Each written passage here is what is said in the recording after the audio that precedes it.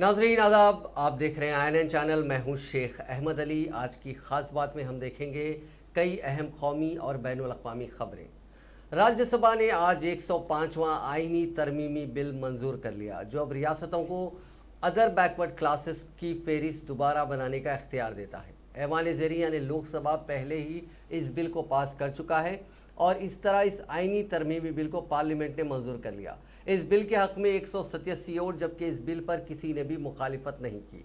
ऐवान वाला में राज्यसभा में तकरीबन 5 घंटे तक जारी रहने वाली बहस का जवाब देने के बाद वज़ीर समाजी इंसाफ डॉक्टर वीरेंद्र कुमार ने ऐवान को वोटों की तकसीम के ज़रिए मंजूर कर लिया।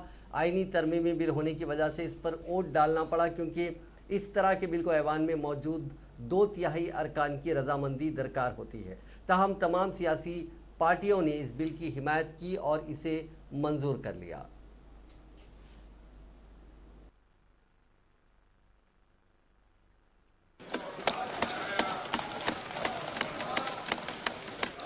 I shall now put the motion for consideration of the bill to vote. The question is that the bill further to amend the Constitution of India as passed by Lok Sabha be taken into consideration. Those in favor will please say aye. Those against will please say no. I think the ayes have it, the ayes have it, the ayes have it. Under Article 368 of the Constitution, the motion will have to be adopted by a majority of the total members. Pegasus जासूसी case, किसानों का मसला और महंगाई के सिलसिले में हिज़्ब इख्तिलाफ और हुकूमत के दरमियान पार्लियामेंट के मानसून सेशन में जारी तातुल मुकम्मल तौर पर ख़त्म नहीं हो सका और लोकसभा की कार्रवाई मुकर्ररा तारीख से 2 दिन पहले गैर मुअय्यना मुद्दत के लिए मुलतवी कर दी गई।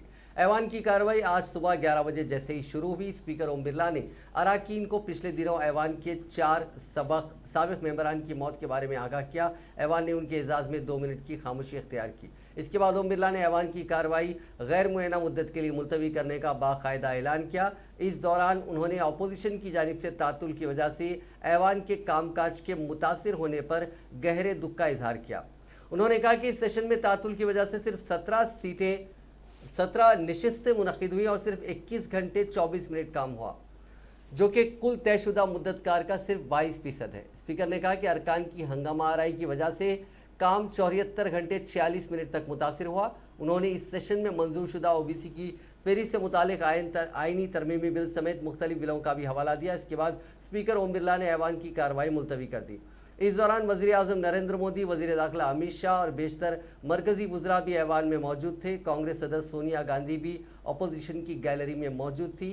बाद अज़ां स्पीकर ने सभी जमातों के कायदीन के साथ एक इजलास मुनक़िद किया।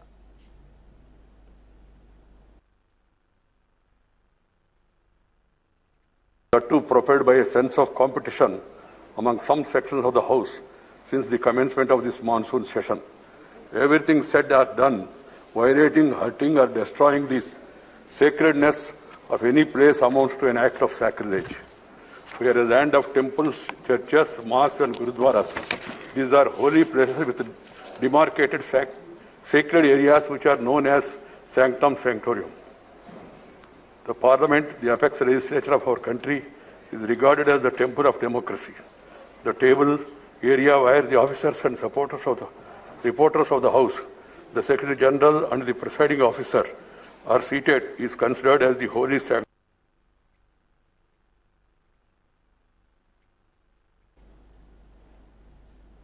पार्लियामेंट के मानसून सेशन में मंगल के रोज राज्यसभा में हुए हंगामे पर बोलते हुए राज्यसभा के चेयरमैन एम वेंकैया नायडू काफ़ी जज्बाती हो गए। उन्होंने कहा कि जमहूरियत के मंदिर की बेअदबी होने की वजह से वो रात भर सो नहीं पाए। कल ऐवान में जो कुछ हुआ वो जमहूरियत के खिलाफ है। पार्लियामेंट जमहूरियत की मंदिर होती है और इसकी जो पवित्रता, जो पाकी है, उस पर आंच नहीं आने देना चाहिए। नायडू ने कहा कि अपोजिशन हुकूमत को मजबूर नहीं कर सकता है। अराकीन मुखालिफत कर सकते हैं, लेकिन चेयरमैन को क्या करना है क्या नहीं करना है इस बारे में बता नहीं सकते। उन्होंने कहा कि जमहूरियत की सैंक्टिटी जिस तरह बर्बाद हुई है उससे वो काफ़ी तकलीफ में है।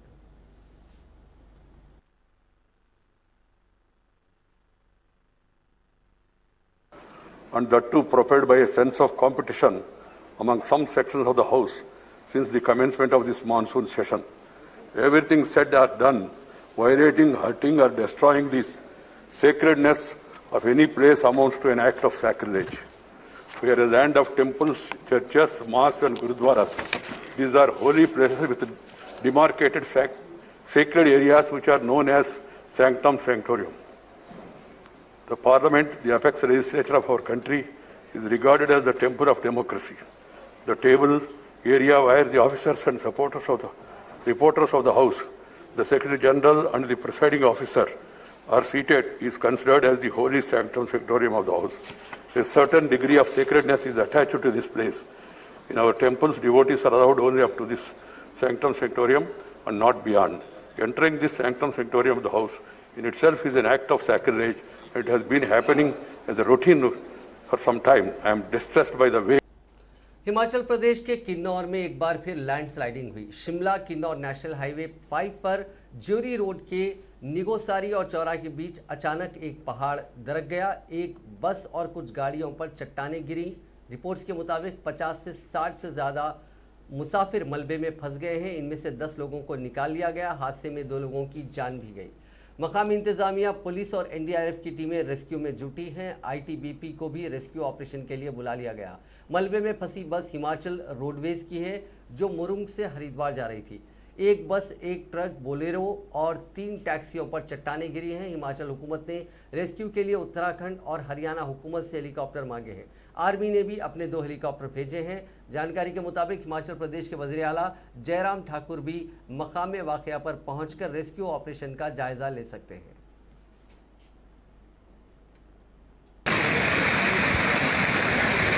वो देखो नीचे क्या हुआ थे, दोनों रोड बंद किए इसने।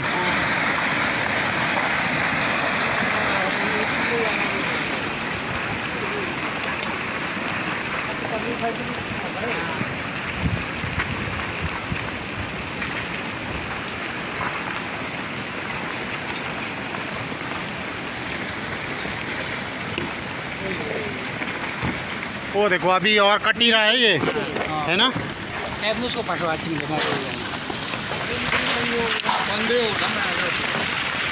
रही तो किस्मत भाई, किस्मत थी। देखो मुकद्दर 2 मिनट बच गए। मैं तो पैदल ही आया था। मैं तो हिम्मत दिन रात कीता जी ने एक मेरे लिए हल भी ना बैठ। जैसे मुझे ही तरह आपने उठा। हां जी, हां अभी निकला। आगे आगे और किस कोई नहीं दोनों ना इकट्ठी मत छोड़ो। एक थोड़ी ढीली रख के और अंदर को घसीटना ना।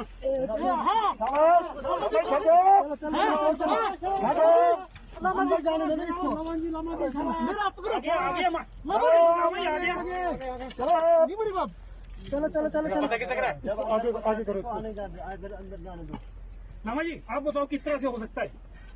आपको मैं पत्थर बाहर को जाएगा। पत्थर बाहर दिखा दिया है। बाहर ऐसा करना। हां थोड़ा इस साइड को दे।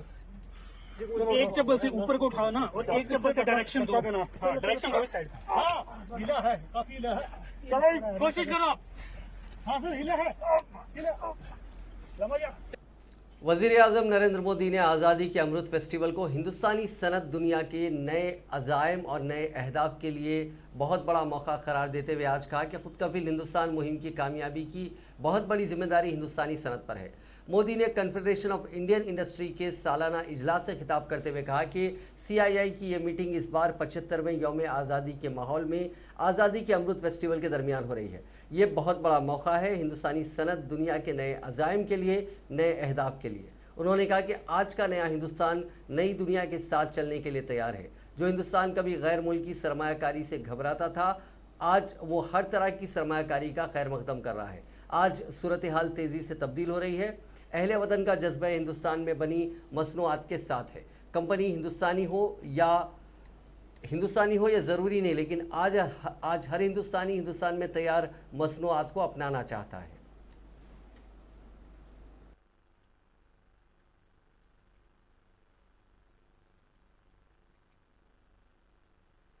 अब हमारा प्रयास होना चाहिए कि हम इन नए अवसरों का उपयोग करते हुए अपने लक्ष्यों की तरफ 2 गुनी गति से बढ़े।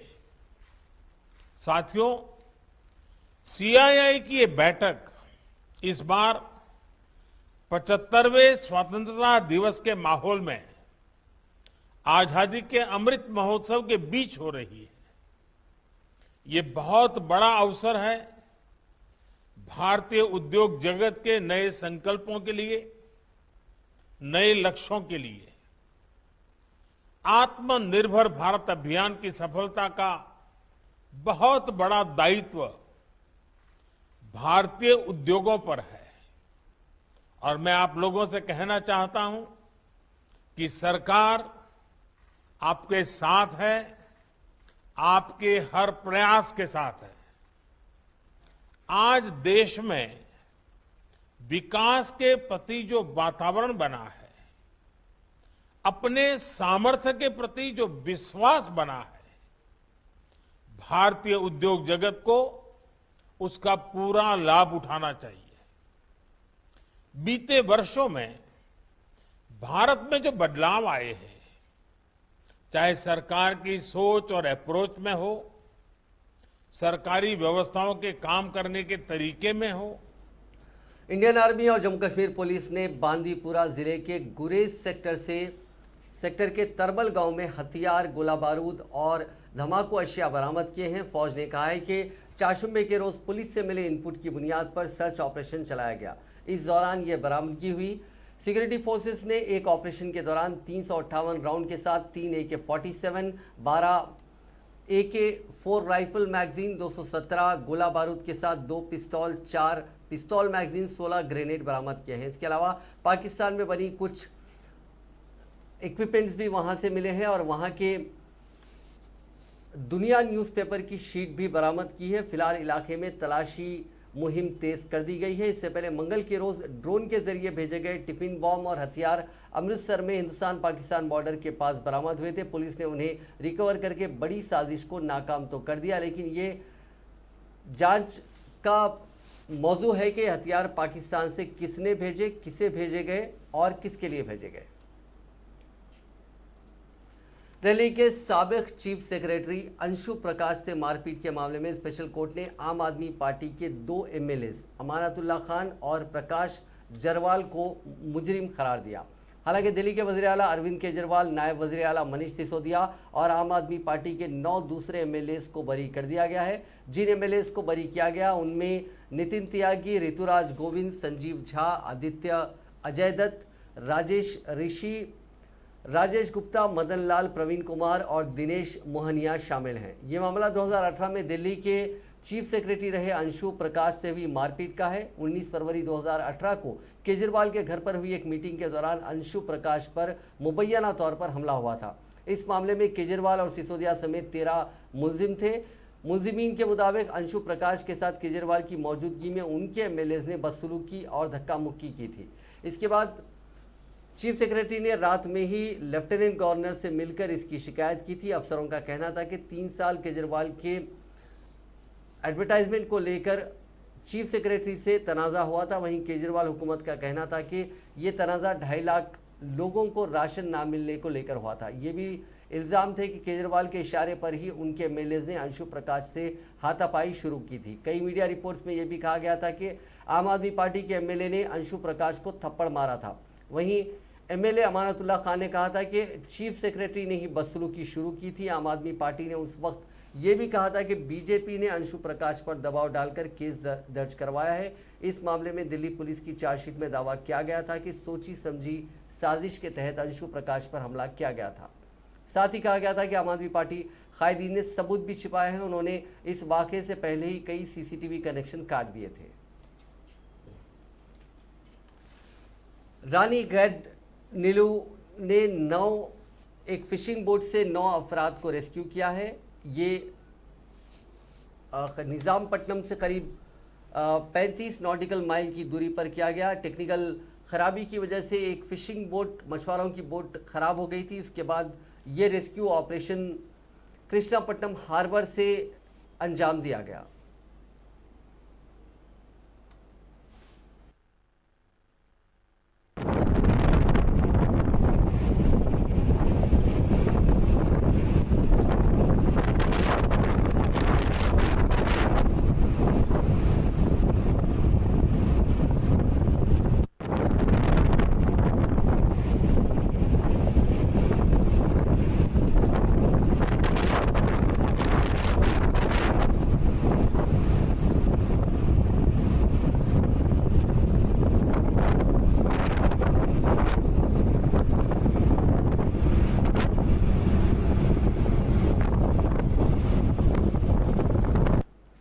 बात कोरोना वायरस की। बीते 24 घंटों में दुनिया में 5,22,000 नए मामले सामने आए हैं। इस दौरान 5,07,000 मुतासरीन ने इस बीमारी को मात दी है, जबकि 7,955 लोगों की इससे मौत हुई।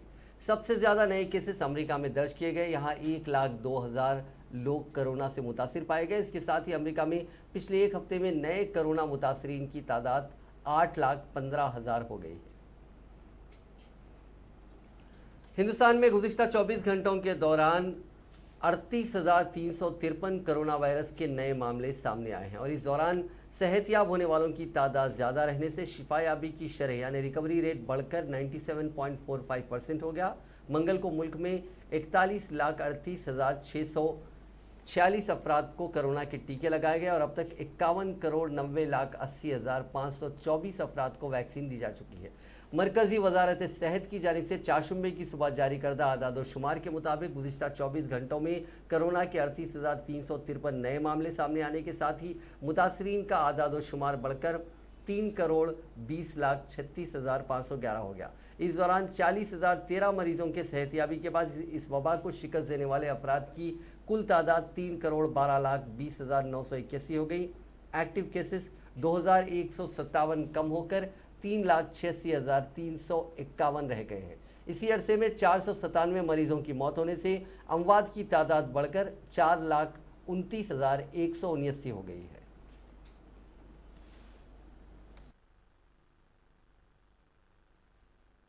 अगर हम अभी तक इसको सिंपल वर्ड्स में कहना चाहें, जो ओरिजिनल वायरस था, अगर उसकी स्पीड हम 100 माने ट्रांसमिसिबिलिटी, तो जो अल्फ़ा वेरिएंट आया, जो ओरिजिन जिसका यूके में था, तो वो 60% उससे ज़्यादा था, 160।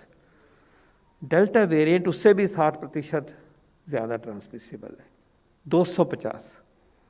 तो जो इसकी ये ताकत बढ़ी है फैलाने की, ये इंक्रीजिंगली सामने आती जा रही है। इन चीज़ों में वक्त लगता है और ये ग्लोबल रिव्यू के बेस पे एक ग्लोबल अंडरस्टैंडिंग जो साइंस की इमर्ज हो रही है, मैं आपके सामने प्रस्तुत करता हूँ। वी नो इट, हमारी टीम्स ने भी अच्छी तरह से इस चीज़ को इस्टेब्लिश किया है।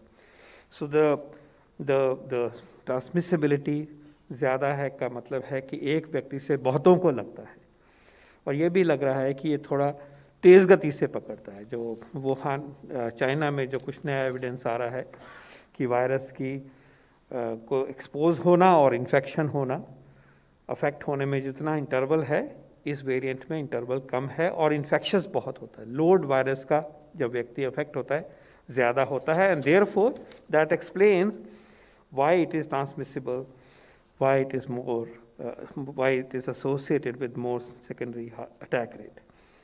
सेकेंडली ये भी इमर्ज होता है कि ये हॉस्पिटलाइजेशन को एनहांस करता है, ख़तरनाक है, ज़्यादा ख़तरनाक है जो पुराने वेरिएंट है। ये भी एक क्लियरली इमर्ज हो रहा है। फॉर्चुनेटली ये भी क्लियर है कि वैक्सीन्स, और हमने यहाँ से भी डेटा दिखाया है, हमारे वैक्सीन्स कारगर हैं और सीवियर। पूरी दुनिया जहां अपने चैंपियन एथलीट्स के इस्तकबाल में लगी है, वहीं ऑस्ट्रेलियन एथलीट्स के साथ उनके ही मुल्क में बुरा बर्ताव किया जा रहा है।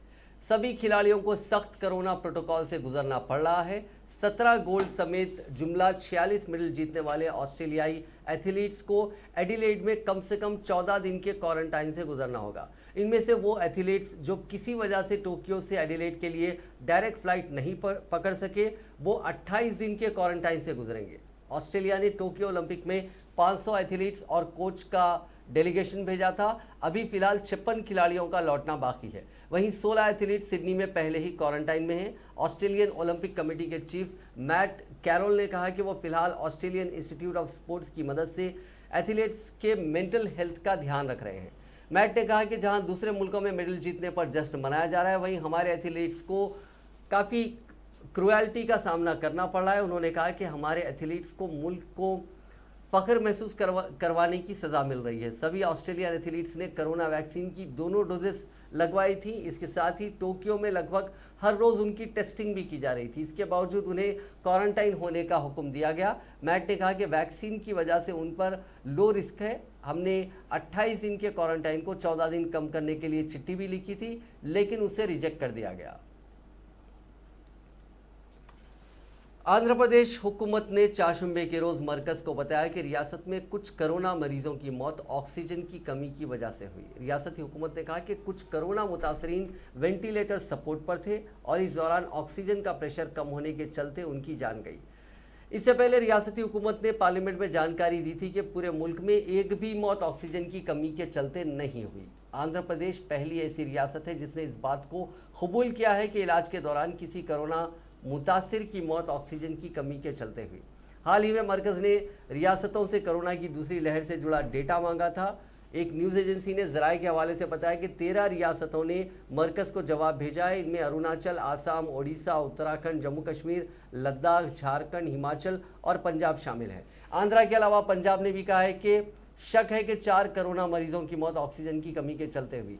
हुकूमत से सवाल किया गया था कि क्या दूसरी लहर के दौरान ऑक्सीजन की कमी के चलते बड़ी तादाद में मरीजों की सड़कों और अस्पतालों में मौत हुई।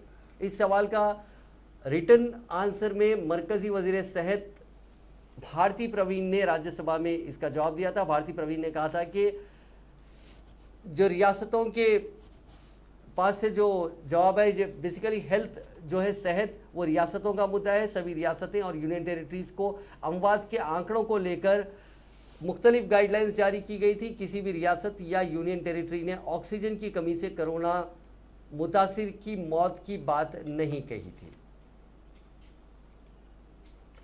दुनिया की सबसे खतरनाक मकड़ी के जहर से हार्ट अटैक का इलाज हो सकेगा। साइंटिस्ट का कहना है कि फनेल बेब मकड़ी के जहर में ऐसे मॉलिक्यूल पाए गए हैं जो हार्ट अटैक के बाद दिल में होने वाले डैमेज रोक सकते हैं। इतना ही नहीं, इसकी मदद से ट्रांसप्लांट करवाने वाले मरीजों को हार्ट की लाइफ भी बढ़ाई जा सकती है।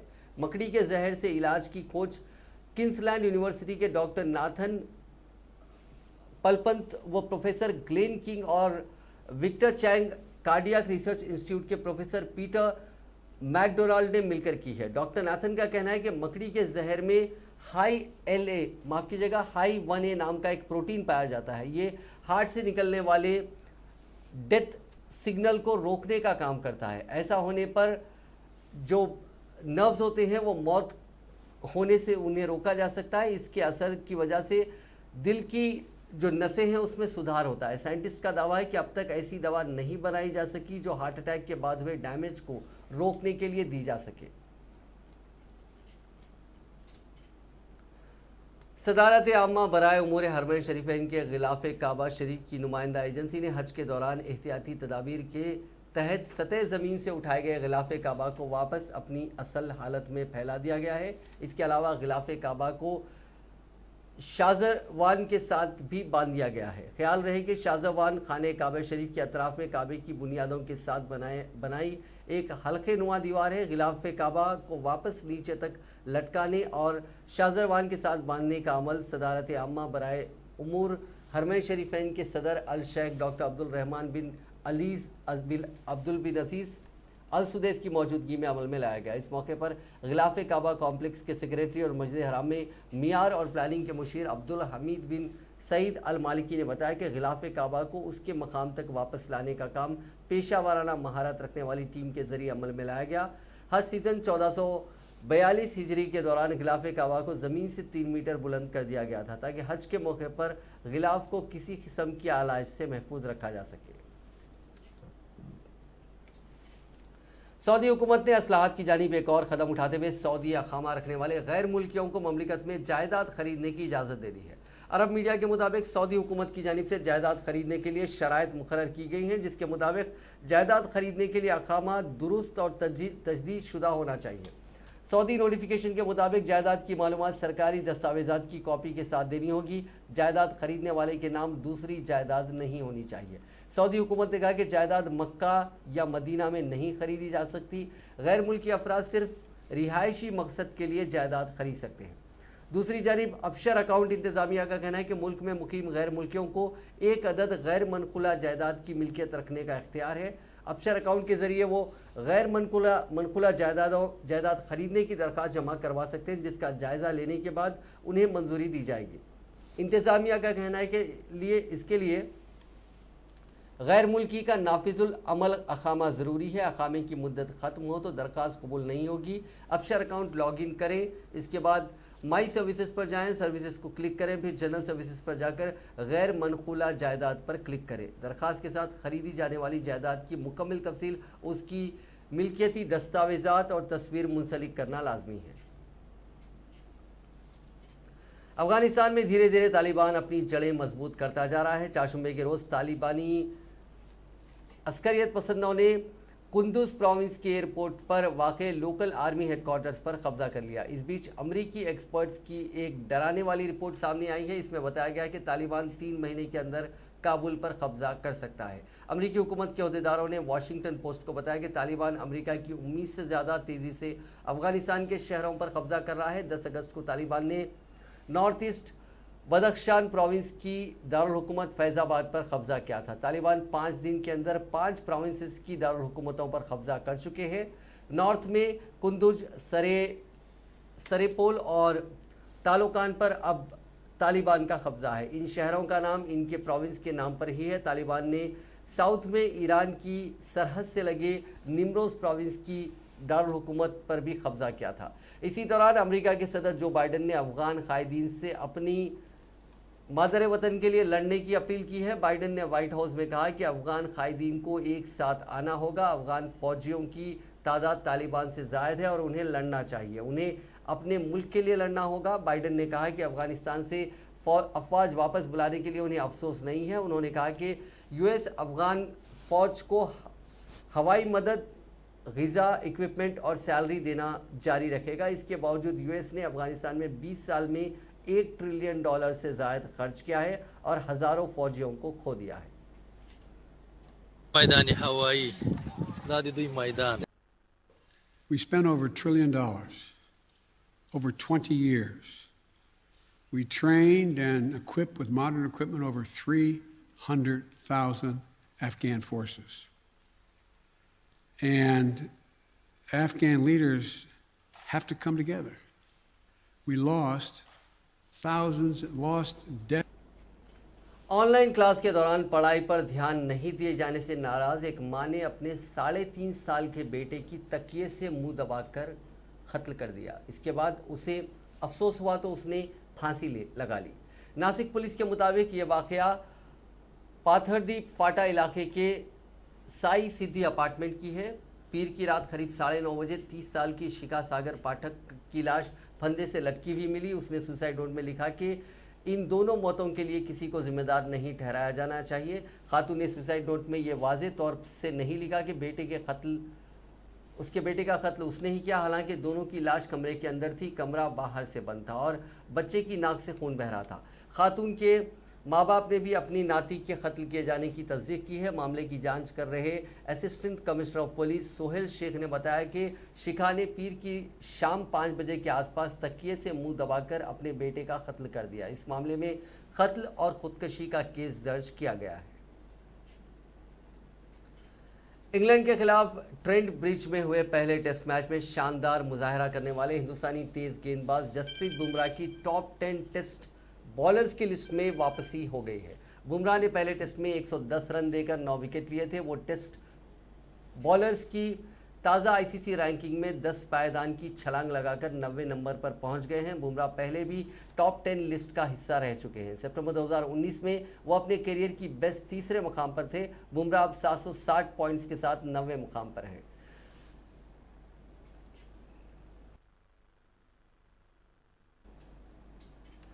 नाजरीन, आज की खास बात में बस इतना ही। आपसे कल मुलाकात होगी नई खबरों के साथ, नए एनालिसिस के साथ। फिलहाल दीजिए इजाज़त। खुदा हाफिज़।